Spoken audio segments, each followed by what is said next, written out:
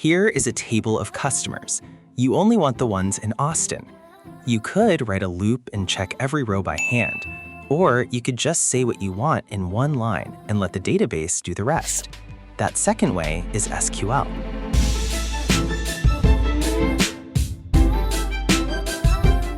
Almost all of the world's data lives in tables.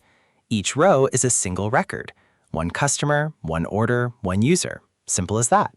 And each column is one field. A name, a city, how much someone has spent. A database is really just a big stack of these tables.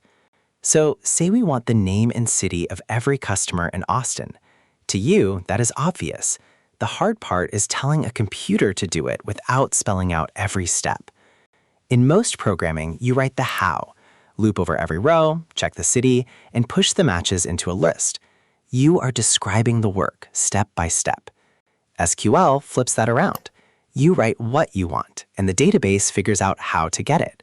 That one shift is the entire idea behind the language. And the query reads almost like English. Select the columns you want from the table they live in where a condition is true. 3 keywords, and you have described the answer. Watch it run. The database scans the table top to bottom and keeps every row where the city is Austin. The rest just fall away. Then it pulls out only the columns you ask for, the name and the city. What is left is your answer, a small, clean result set. And notice, you never wrote that loop. The database has a planner. On a small table, it reads every row. On a huge one, it jumps straight to Austin using an index. Same query, smarter execution. Best of all, SQL is a standard. The same basic query runs on Postgres, MySQL, SQLite, and many more. Learn it once, and you can talk to almost any database out there.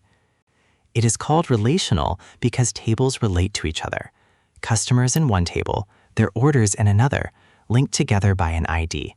Joining them is a story for another video. So, 3 things to remember. Data lives in tables of rows and columns. You describe what you want, not how. And the same language works almost everywhere. Want to run a query and watch it light up yourself? There is an interactive version on unwrote.com, linked in the description. Next up, we crack open select, from, and where, and write some real queries. See you there.